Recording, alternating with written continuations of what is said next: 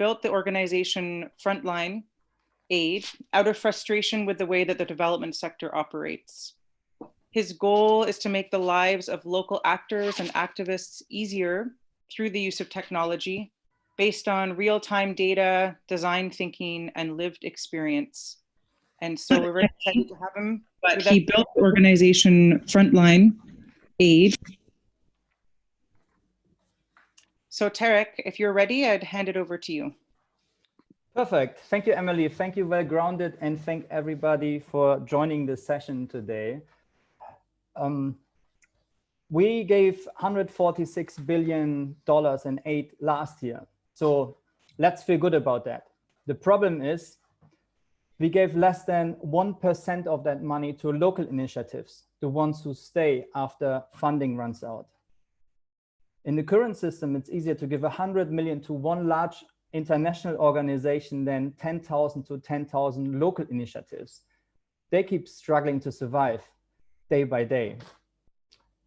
We have a cartel structure in the aid system because only a few large organizations are able to handle all that red tape. Let's use Ahmed as an example. He lives in a Zatri refugee camp and runs classes, dance classes with kids. Even girls can go because the community trusts him. He encourages students who have trouble at school. And when he finds out a boy is beaten up by his dad, he gets the community leader involved. The dad is also traumatized. So I want to help Ahmed. How can I do that? The easiest way is to give a donation to the large international organization. But how much of that money actually Ahmed sees? Research shows money put into aid is most effective if it strengthens, empower, and respect local structures and people. I'm frustrated having worked over a decade in war zones in a system that refers to the people with the best English and the best MBA and not to actual change makers like Ahmed, who can hold a child's hand and get her dad to dance too. Myself, I started a charity in 2007 in Syria, a long time before the war, called Capoeira for Refugees. So I was running the classes, kids came, they brought their friends, and we start working in safe houses, in prisons, with Iraqi, Palestinian refugees. It was all before the war. But over the time, we reached around 100,000 children, and I was very proud. I was really happy because we also left a lot of local footsteps. So basically, we expanded working in Jordan, in Palestine, basically around the MENA region. And we always, I'd say, closed our offices after 3 years because we trained up local trainers and basically handed over the projects to the local trainers who then worked with our partners like, Save the Children, IRC, NRC, and so forth and so forth. But, this is not the story I'm going to tell you because I had a big problem. Basically, the problem was that over the time, I could not teach anymore, spend time with the kids. Basically, as soon you're getting involved in the system, you have to do the indicators, log frames, input, output. So I was just basically working behind the computer.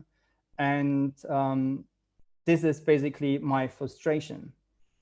A big problem is, I have a couple of slides also, I want to share them with you. The big problem was that the aid industry, one second, here we go. Here we go, sorry, I have to throw up. The big problem was basically that the aid industry wanted to work with this guy on the left, but I got my phone. I was the guy on the right here in, where was this? Al-Tanf refugee camp. So if you're a large international organization, want to do a large donation, who do you trust? The guy on the left or the guy on the right? And if you like a child in a refugee camp like Salma, so who would she trust? And the problem is basically the system wants the guy on the left, but the kids want the guy on the right. Before we going into the tech, because it's a session about tech, I think it's very important just to look at the underlying issues, why local initiatives have such a struggle basically to receive aid money. There is the Grand Bargain Initiative, which was in 2016, the World Humanitarian Summit, where 20 governments came together, the UN organizations, all the large international organizations, because in 2016, international aid money was just like receiving, on the receiving end to local organization was only 0.3%. And the Grand Bargain is an initiative they wanted to change this by 2020 to 25%. And we are far away from making that happen. So currently, we have 2020, it's still under 2%. And it's ridiculous. And this is my frustration, and not my frustration, there are millions of people, of course, because local initiatives, they are not having access to money, because you can only have access to money if you can handle the paperwork. This is what the slide says as well. So there's the underlying factors, basically, why local initiatives don't receive support. So you have the paperwork, which draws us, because we can't handle it. Who can really apply for those massive grants when you have to fill in like tons of log frames and proposals, and you wasting your time then applying basically with tons of other organizations. So it's local initiative that can't do that. The other problem is nobody knows that they're there, so they have no visibility. And also, of course, no trust because of this. So you can only create trust when you have FaceTime with people.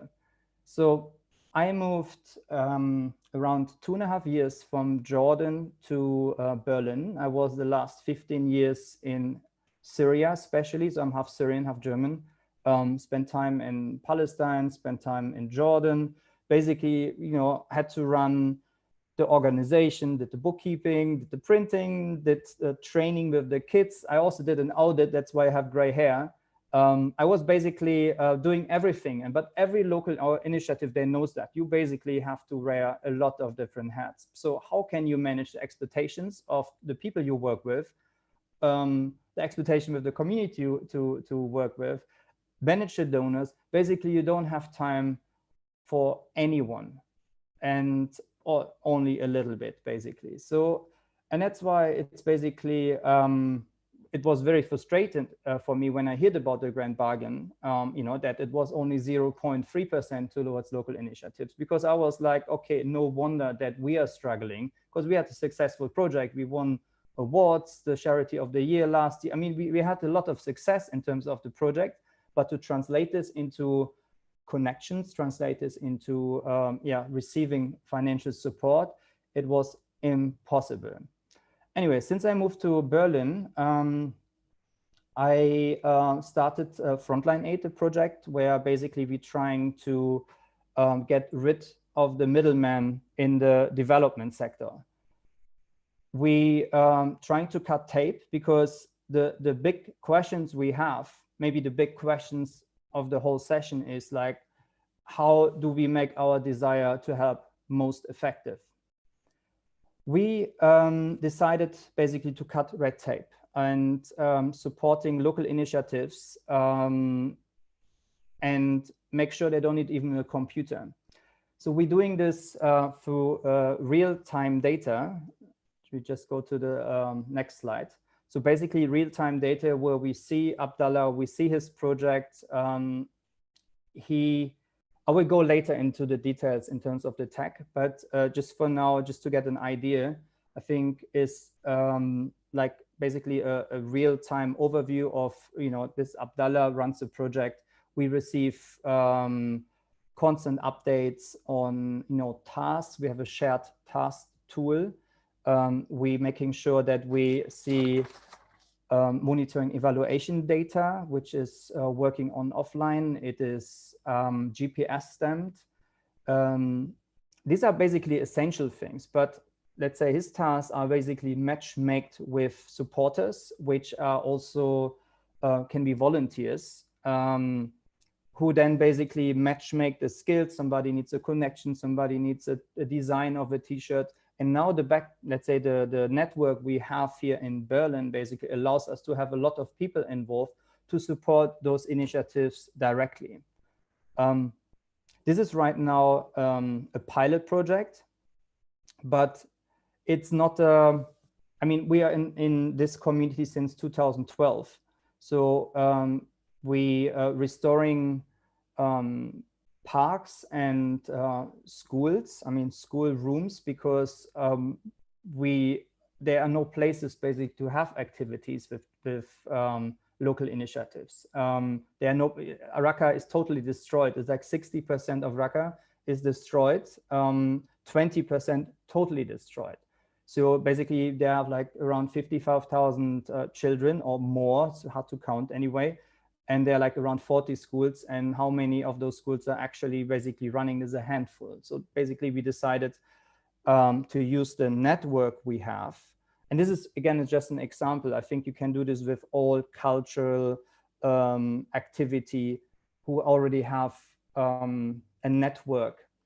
So basically we are asking through the network we have, especially the mummies, you know, what are your top priorities? And the top priorities they said basically were like, we need safe spaces. We want to make sure that we can go to the park, we can socialize. Our kids have a place to go again.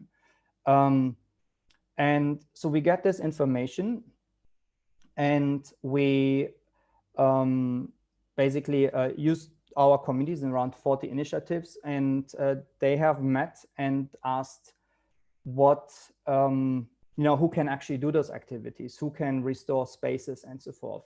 And then they basically went on to say, like, okay, they have decided themselves, you know, who can do that. And then basically now we're restoring those 10 schools and parks. But it's not our project, it's basically their project. We're basically saying, you know, we give them some financial support so they can start, but then we're deciding about milestones. And every time a milestone has, you know, achieved, then the agreed money, we said, this is what you will get, will be freed. And there's an independent local organization basically who goes there and say, like, okay, it's done, it's not done. The problem I see always is like, there are a lot of initiatives, and if you're on the ground, you see what's going on, but we also have to deal with our donors, and our donors have like those tons of due diligence, tons of basically all the reporting, and this is what, again, a local initiative can't do. Let me change to another slide. So I just want to say, like, this slide shows basically us what we will get on a daily basis. And if we need more information, basically we take up the phone and then we call to write the report. This is part of the onboarding, what I just said. We don't need to go into the details here. It's basically still something where we're looking at what is the donor want, what the local initiative can do, and what is the best practice. For example, you know, in terms of the due diligence, you know, there's different policies. We're doing an online test. At least the local initiative have to go back to the document and read it. I can say most of the documents, when I see there's a document over 20 pages, usually goes, okay, where do I have to sign, right? Or you get an app and you say, okay, where's the agreement? So basically what we're trying to do, we're looking really at best practices. And one really important thing of the best practice is when we're looking at the reporting. And as part of the Grand Bargain Initiative, the Germans developed a reporting format called 8+3 template, which is used by, you know, OCHA and more organizations. Basically, every time you get a grant, they have their own reporting, they have their own proposal format. we using this 8+3 reporting format. We still think it's still way too ambitious, basically, for a local initiatives to fill in. So they need really help with this. But we basically not taking any financial support if the donor doesn't agree. This is the reporting format we will use. And the real-time data basically gives us the information that we can do the reporting quite quickly. Again, and when we need more information, then we call. This slide basically is what I just said before. We're using some sort of smart contracts. There's a real-time dashboard, and we're really trying to get rid of the middleman, because we are, the local initiative, they only need a red tape.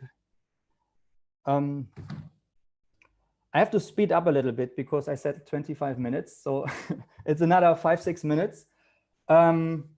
For example, the onboarding is something where we're really proud of, because usually to onboard an initiative takes ages. The way we are basically doing it is you can see there's only a timeline which they can just take a picture from and then give us some voiceover. We're trying to digitalize this more and more, but right now it's basically, this is some sort of milestone. They can, in 1 minute, basically give us an information in terms of, who they are, what they want to do. So we have a slight idea, but then we have a couple of sessions where a mentor speaks to this local initiatives and then fills in like some sort of an onboarding formula, where basically we're getting all the information, who you are, what do you want, who are the partners, what are your goals, are you an initiatives, are you an organization? But we will interview you, so we would not ask you to fill in anything. So again, it's really important for us that the local initiative, they only need a smartphone. Of course, they can fill in information if they want to, but they don't have to. And so we cut the onboarding from months into 4 sessions, basically, 4 45-minute sessions. And so then we have already an idea in terms of what is the local initiative, what do they want. Then there's a policy check. And then basically the next thing is would be they would get the dashboard, and then already sharing the tasks, so we can help more effective, basically. I want to speak a little bit about the tech in detail. So as you can see, like a change maker, basically they give a support request. It goes to a mentor, which creates a task on a dashboard. Everybody who's logged in basically can see what's going on. And then basically volunteers can pick up those tasks, and it goes back to the mentor. And the mentor will or fix the problem if there's something else need to be done, and then send it back basically to change makers. Over the years, I think this is all, we work the same like this, right? If we can't fix the problem ourselves, then we ask somebody who can, right, in our network. But the problem was always that, it's all personal relationship, and how many relationship basically can you manage? And for me was always the problem, you cannot just always ask people if you need something, right? You have to drink the tea and so forth. So what we basically did is having those, those real-time dashboard. Sorry, I'm not there yet. Basically having that real-time dashboard, so volunteers can pick up a task inspired by all the other volunteers who are also involved, and then basically fix the problem, being part of it. So it's very important to have to create a space where you have a personalized connections, and the project is not owned by us. It's really owned by the local initiative, by Ahmed.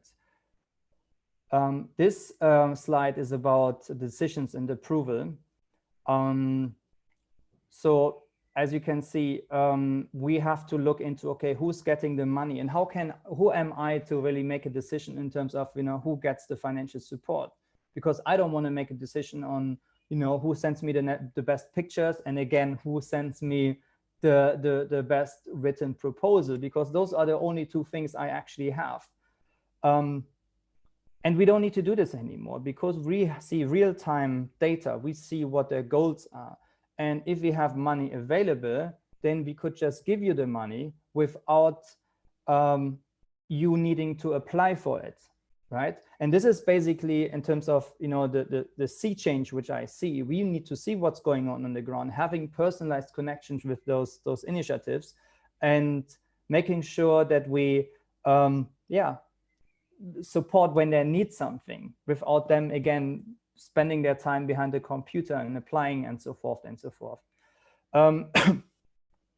In terms of who gets the money at the end of the day, it's basically, we have our advisory committee, which is local, who visit the projects, again, who says like thumbs up, thumbs down. And the decentralized decision as well, because there's a tool called Lumio, which is quite awesome. Francesca Pick had also a session, I think it was yesterday, with Well-Grounded. She speaks a lot about decentralized decision-making. So basically, it's a tool where people are saying, yeah, thumbs up, thumbs down. It's like some sort of check room, creates a pie chart, which in different colors and sizes. So for example, if a lot of people, like in our case, they said like, we want, you know, safe spaces. It was a big fat green pie chart. So from the donor perspective, basically, you can see straight away what the local community needs. But you can also go into details if you want and find out, okay, how that decision basically was made. What the issue I have right now as well is, for example, I'm the general manager. You can see like there's a decision made from the ground. I have a veto, but I never need to use it so far. The veto is only if there's a really red flag, if it's on a sanction list, if there's some terror, something really hasn't happened on the ground, if it's a red flag. But otherwise, we can sign off, in terms of local initiative, in terms of who gets the money and so forth. Let me just go to another slide, because the project basically we're running is run by volunteers, a lot of volunteers. We have a couple of pro bono, organizations, BMW Foundation helping us, the Global Diplomacy Lab, different basically organizations who are supporting with the whole project. But right now, this is basically the goal. So what now we have right now, we have a real-time dashboard. We get monitoring evaluation information. We get task management information. We basically see what's going on the ground. Our project manager, we call him mentor, because we also want to make sure the language, the hierarchy of the language is flat, basically sees what's going on and doesn't need to only read, right? All those reports and so forth. And basically the project manager is inspired. The project manager sees what's going on the ground. We can help more efficient. We don't need to wait again for our midterm report and then see like, oh, we could actually have helped here and there. We can do it on a daily basis. And the network we have, and when we're speaking about users, are the supporters who are, internationally. They can also be on the ground, of course. But also it's really inspiring to really see what's going on a daily basis on the ground.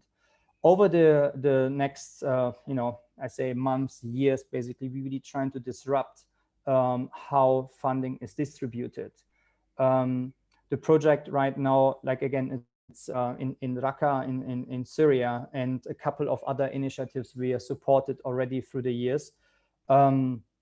They're using those tools, and we're fixing the bugs, and we're trying to develop different things, because lots of those tech things, they're quite expensive and nobody can afford it, especially not as a charity. So that's why we created this Frontline Aid project. But at the end of the day, we are now able to support way more initiatives. It's way more inspiring.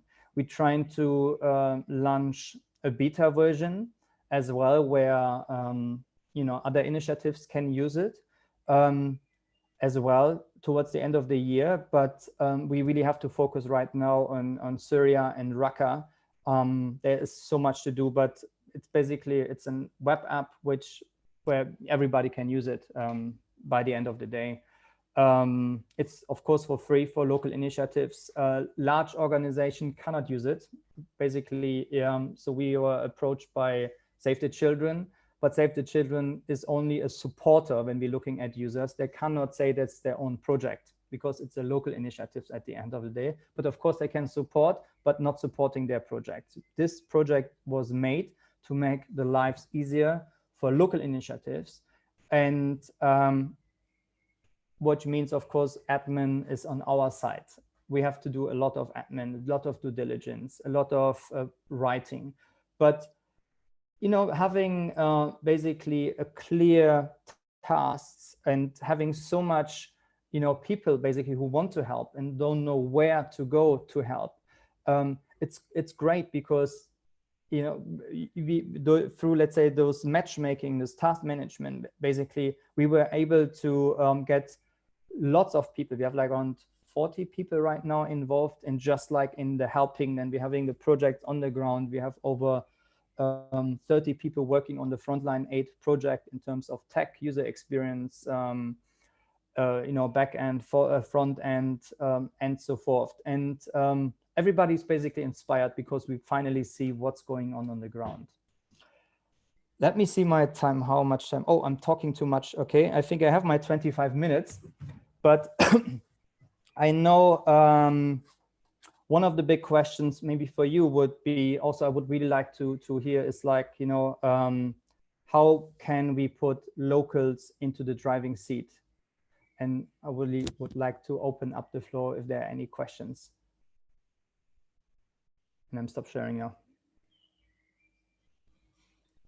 Thank you very much, Tarek.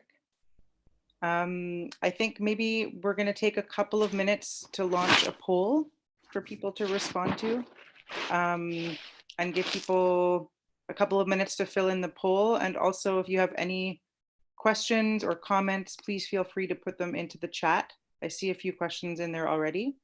And in about 2 minutes, we'll start asking some of the questions. So if everyone can have a look at the poll, it should have popped up on your screen.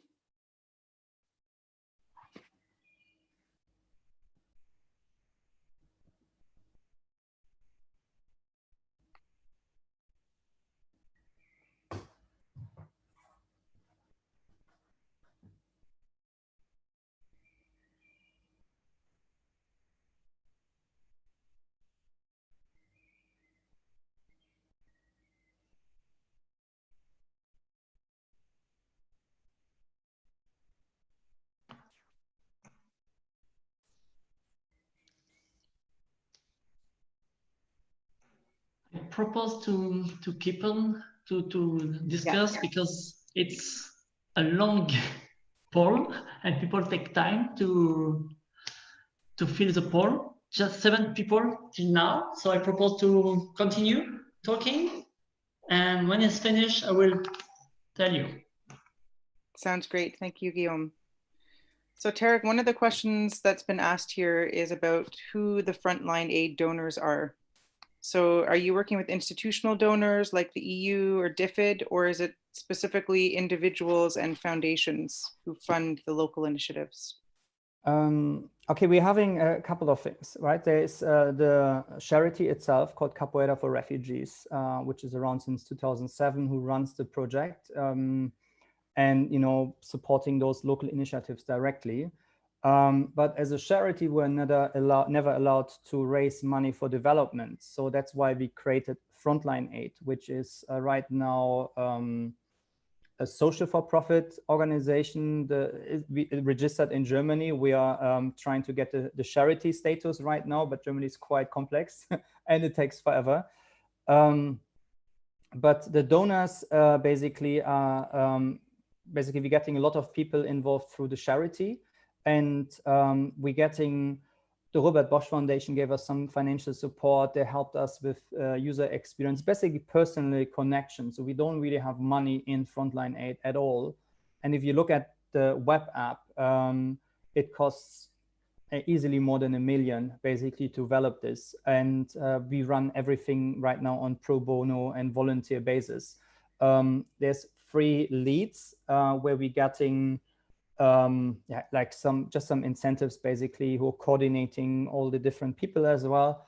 But like basically there's no money involved in frontline aids because you have to develop the product first so that everybody can use it, and then you can do fundraising with it. Right now we're testing it, but again, the local people are already using it, and it's yeah, working really well.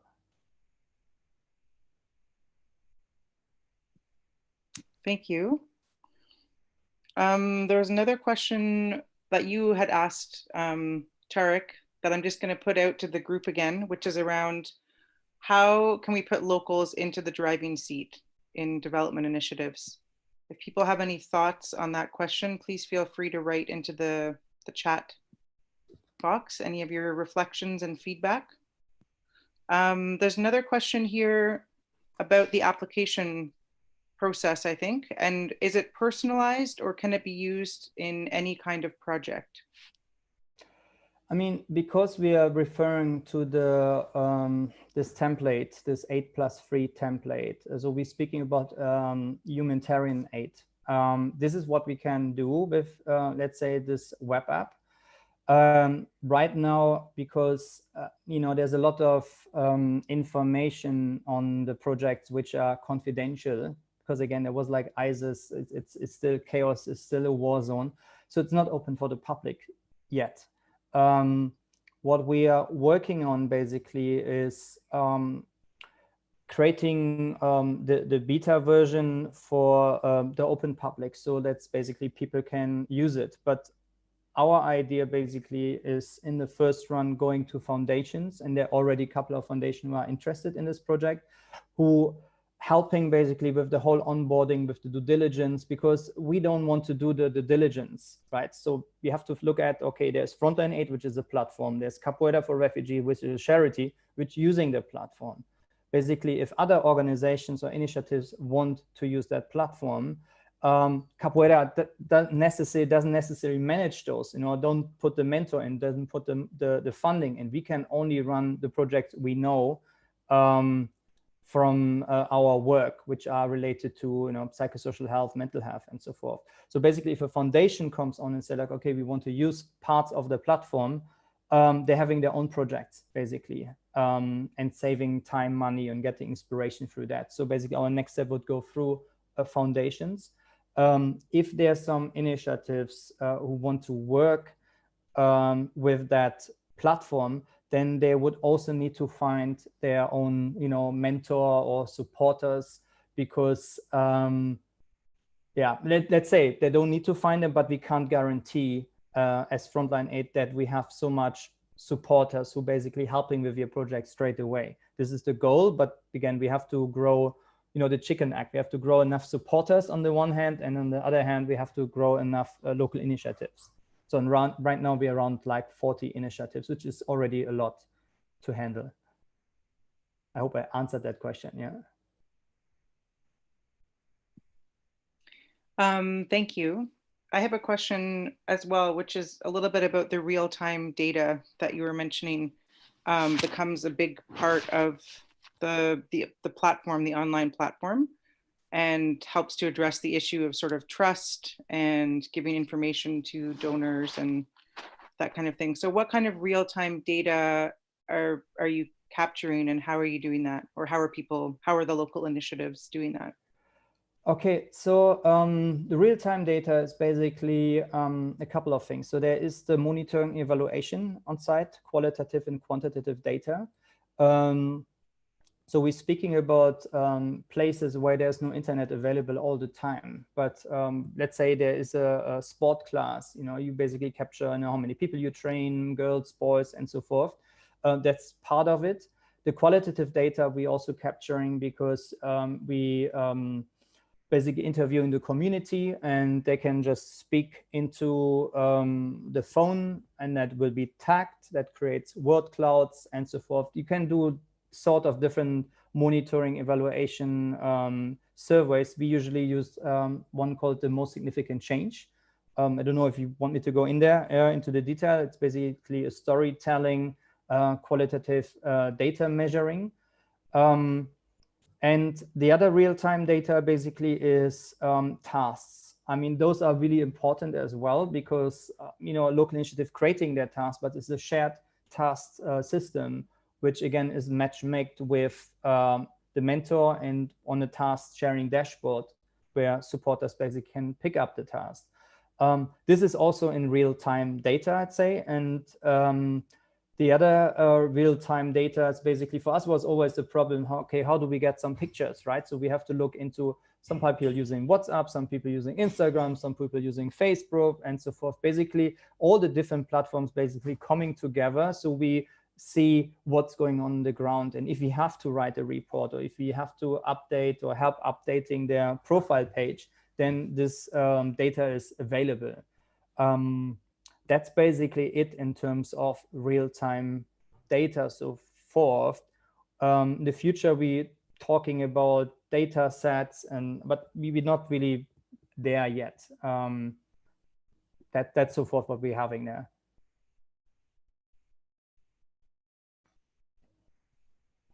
Thank you. So if anybody has a question that they'd like to ask directly, you're welcome to do that. You can also raise your hand in the chat or in the participant list, or keep asking questions in chat as well. So there's a question here about if you had to describe the application in a few words, what would you say its main function is? Is it about transferring money? Is it about monitoring?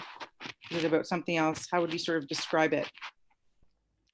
I mean, the web app is basically there to get rid of the middleman. Again, we're trying to do directly connections between supporters and local initiatives, paperless, basically.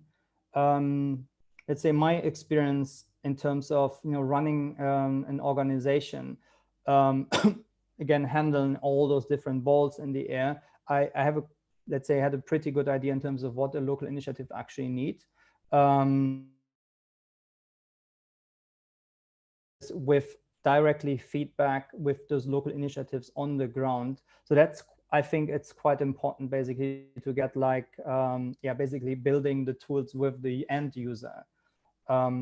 But, back what we're trying to do is, creating upward accountability, basically validate top-down project priorities, address information gaps and minimalize the ability for local authorities to use assistance as a favor, right? Because for example, if you want to give, you have to always go through the local, municipality, basically, and usually or often they're supporting, their relatives. I don't want to say it's general, but this is basically what happens. Basically, is all this, favoritism. But they're only one user, like a lot of other users. That's why it doesn't play such a big role in terms of using that, transparency, real-time data. Thank you. Someone is wondering whether you work sort of globally or are you working in specific countries at the moment? I mean, we are, it's just because of our background. It's basically Syria and, the MENA region. So we are at the first bit started to have Arabic and English as the main languages of that web app. But because left and right, right and left, it's basically possible to use it in all languages. I would say, I mean, yeah, that's basically the Middle East, but we have a couple of projects we support, which are in Brazil, there's one in Iran, there's one in Germany even, but it's more basically for testing the product, the Frontline 8 platform. So you're testing it in a few countries at the moment with the idea of using it more globally in the long term. Yeah. And another question was just around how much the application costs. I mean, it will be for free for all grassroots initiatives. I mean, we have a lot of running costs again, which are, supported by goodwill people mainly. But let's say the whole development right now in terms of getting the, let's say, beta version so that everybody basically can use it, to that place basically is something what is run on pro bono basis. But yeah, again, later we don't want, we trying basically to create an organization which doesn't really have running costs. That's basically the goal of it, right? I know it's always, people smile, usually there have to be an admin, and probably this is more or less one of the only persons basically who have to really be on top of it. But a lot of project management can be done on volunteer and support basis.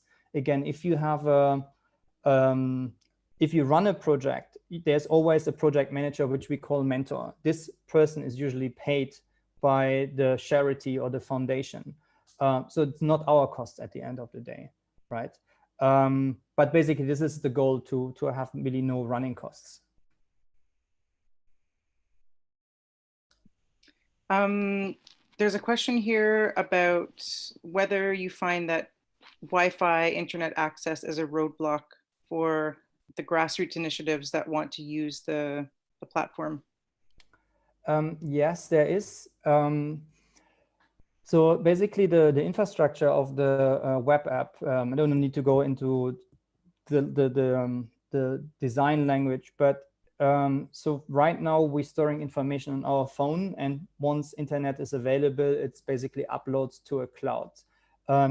Theoretically, you can do this also with, with SMS basically, but in our case, there is internet from time to time, but also if you want to run it through, through a phone and through SMS, you have to make sure there's a toll-free number, right? So you have to speak to the telecommunication provider basically to give that toll-free number, or basically finding some sort of agreement that there is a toll-free number. It's definitely possible to integrate, because everything what we've done basically is modular, and it's also open source. So you basically can use the, let's say, SMS instead of using, internet, for example. So it's possible, but we haven't focused it on it because we have internet from time to time. Great, thank you. There's also a question around data protection. So who is the owner of the data at the end of who's the end owner? Good question. So the local initiative basically is the owner of the data, right? Basically, they decide what sort of the data is public and which is not public. Germany has a very stringent data protection law, and we have to adhere to this. So we have a couple of pro bono lawyers basically setting up, or basically have set up most of the work.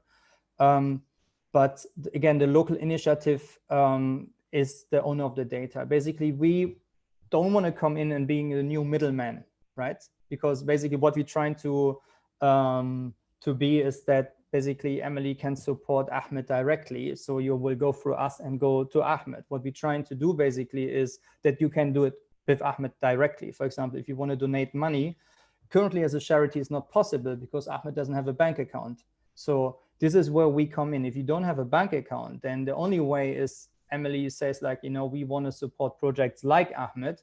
And let's say we're collecting 1,000 euros from here and there, then we can give those 1,000 to initiatives like Ahmed.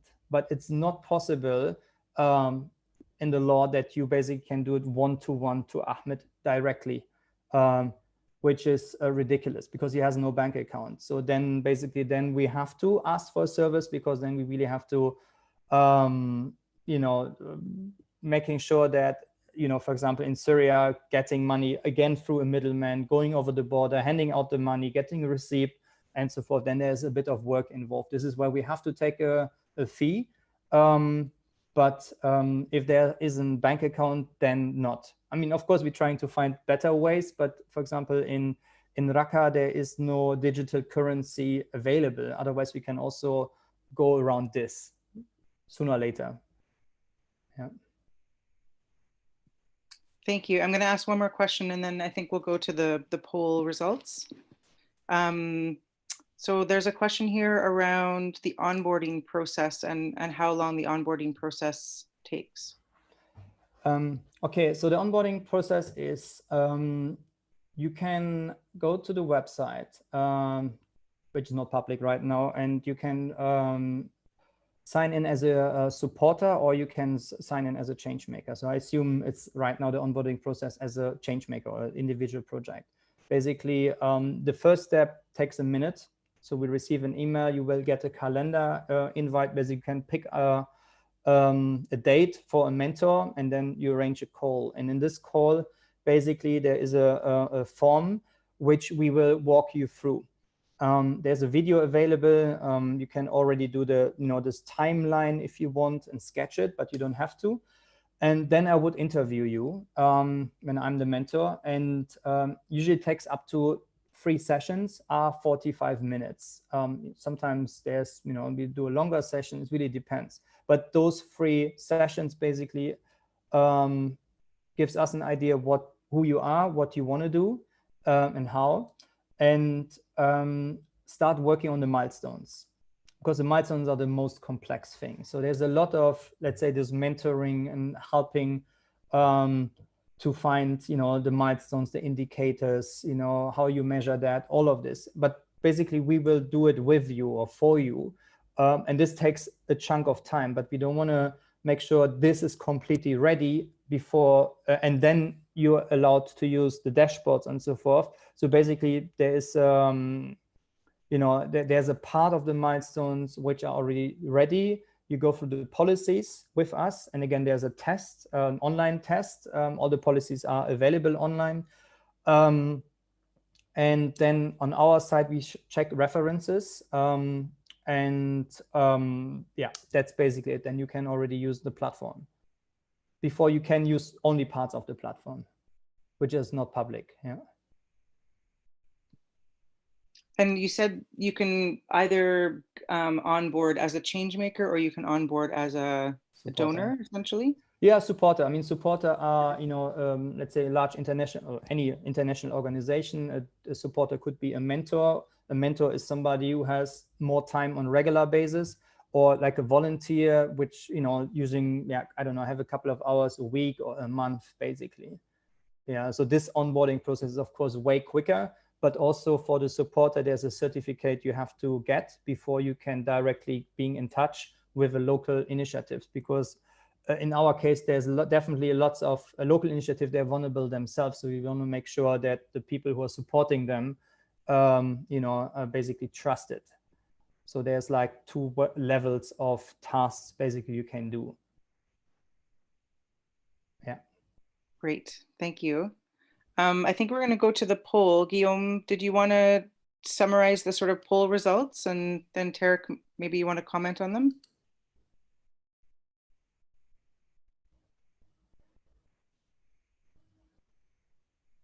There you go. Can you see them there?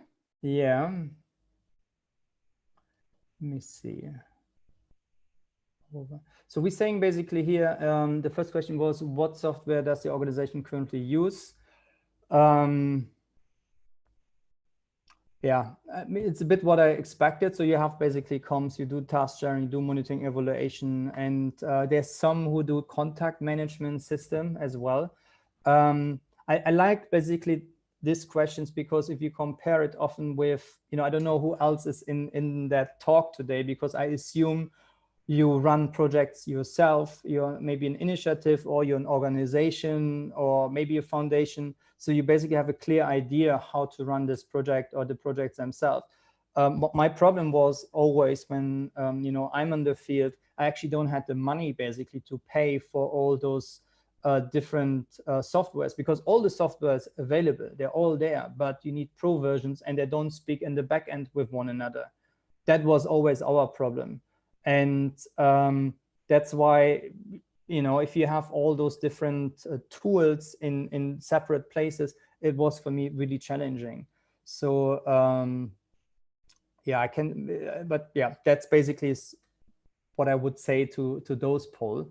And so most of the initiative, yeah, it's under 3,000 a year. Like I said, if we did a comparison in terms of what do we need to have a version which can speak in different software which can speak to the other softwares, basically you come up with like, easy over $3,000 a year, basically, if you want to use all of that. Which is a pity. Some, software providers, they give for charity free licenses, but most of them, they don't. And that's not even the problem. The problem is always to make sure the whole team is using it, right? And doing the research and so forth. That's why we're trying to really put it all together. So what software does community support use? Okay, yeah, that's also quite clear. If you think about as a donor, all the software you use, and at the end of the day, the people running the project, most of them, they don't have access to software and to those tools which are essential. And this basically shows exactly the discrepancy we have, because the local initiative, they need that support. We're just speaking right now about tech, but also I'm speaking about resources. I wish that if you're a foundation, let's say an international organization, you go in and working with the local initiative and not like, trying to monitor or trying to, basically running your own show and just giving money as support, because support is hands-on, based on needs first of all. And this is, you have to drink the tea and you have to shut up and you have to listen. And the software is just an enabler for creating trust, visibility, and cutting the paperwork. I mean, not more I want to claim is what we're trying to do. We're just trying to solve those three things, basically. Yeah, but thanks a lot for the poll results. It's quite staggering if you see like what the local initiatives basically has. Yeah. Oops. Thank you, Tarek. Yeah. I'm just going to share, there's was a comment, an answer to the question about how do we put locals in the driving seat. And someone responded that in their view, in order to put locals in the driving seat, you need to assess their potential, take into account what they're good at, and put in place the means to develop that potential and support them. So I just wanted to share that with everybody. Thank you for that contribution. Unless there is any last, we could have time for one last question if anybody wants to pop one in there. Otherwise, I would ask Tarek, is there any information that you would like to share, that you could share with people after this session? Yes, I can. I'm happy to share some more information in terms of what we are doing and how it works, and some advice on the tech stuff. But like, again, for us is at the moment really the problem in terms of we cannot really expand further than what we are doing already, because we don't have a foundation who's supporting the whole thing. And so I would love to keep involved, because I would like to see, once the beta version is out, basically, that you can also use it for your own projects for free. And like I said, in terms of development, all of this, we're looking at a lot of money which we already put in and experience we put in. So we would love to have this, that more and more organization can use it. It's not a for-profit model as well. So we really hope that more initiatives basically are able to use that. So yeah, even for this part. The other thing is what we're trying to do, and this was another session from Chowdhury, is doing the advocacy. She's writing this book about United Nonsense, right? We want to shake the tree as well. And basically, we have to do advocacy as well. So the advocacy was basically to say, like, there is something wrong here. The tech stuff we're doing is like, okay, this is like one of the solutions, not decisions, one of the solutions. And be running the projects ourselves on the ground as well. So that's basically a package what we're trying to do. So I think it's really important as well, if you want to keep involved, to also look at hashtag United Nonsense, or follow on LinkedIn and social media basically. Obama is supporting the book as well, so we're really hoping to get enough momentum basically, and enough people who are wondering where the money goes basically, to see what is actually happening with it. Yeah. Great, thank you so much. And I believe people can, there is a LinkedIn page and a Facebook page directly connected to the Enough for Change event, where the video from the session will be, and also if there are additional materials that Tarek shares, they'll be posted there as well. Yeah. I put my email in the chat, Tarek@frontline8.org, so you can always reach out to me, or again, LinkedIn. Great. Thank you so much. Twitter, yeah. Okay, yeah. And a huge thank you, Tarek, for your time today and for sharing your story and information about this initiative. Thank you so much. Also, thank you to everybody who joined the session today, and to my co-moderator and to Well-Grounded for organizing this event. Tomorrow, you'll see in the chat, there's some information about what's happening tomorrow.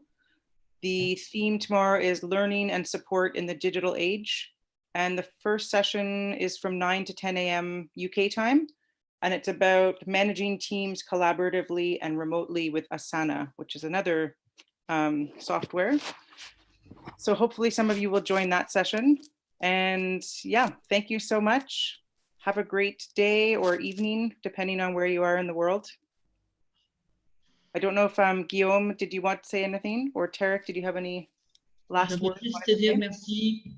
Merci Émilie, merci Tarek, et merci Philippe. Thank you to everyone. Congratulations and thank you to all participants. Merci à tout le monde d'être présent. Et voilà, on continue demain, puisque c'est pas encore terminé. We keep on tomorrow, just in French, but everyone is welcome. All right. Also, thanks a lot. I know it was a lot to take in, and it's not. Yeah, I try to be as clear as it's hard when it's IT language translate. Yeah, we're getting there. But thanks a lot for listening. Have a great day, everybody. A lot of pleasure. A lot of pleasure. Thank you. Bye bye. Thanks so much. Au revoir tout le monde. Merci beaucoup. Thank you.